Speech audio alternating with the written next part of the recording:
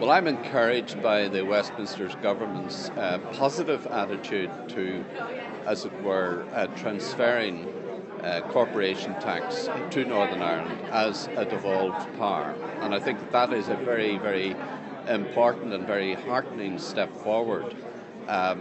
Whether that happens or not is another matter, because obviously we're in the midst of a consultation. We would, certainly on the committee, the Committee for Enterprise, Trade and Investment, we would be very supportive of that transfer. We have to compete with our southern counterparts. They have a 12.5% corporation tax rate. They have jealously guarded that. Despite all the pressure coming from Germany and France in relation to corporation tax, and they're quite right.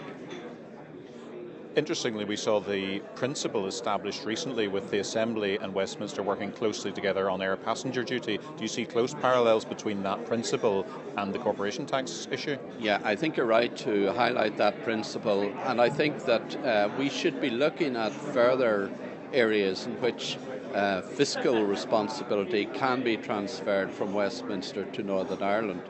I think, for example, of fuel duty. There is, or has been historically, a difference between North and South.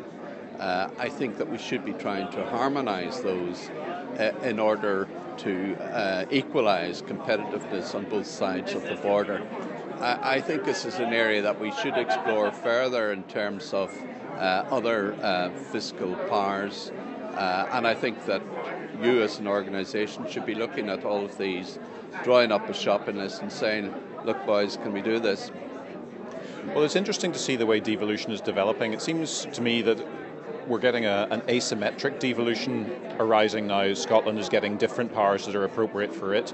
Do you see that there's competition between ourselves and Scotland for that, or do you think that there's a comfortable accommodation can be reached over the powers that are appropriate for us or for Wales or for Scotland? Well, there's a lot of politics involved in all of this, and I don't think that politics gives rise to comfortable accommodations.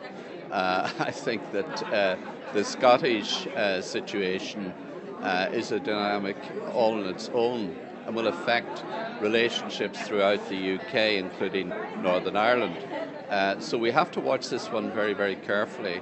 And of course, the Scottish Parliament and the Scottish National Party in particular want to maximise their responsibilities in terms of ruling themselves.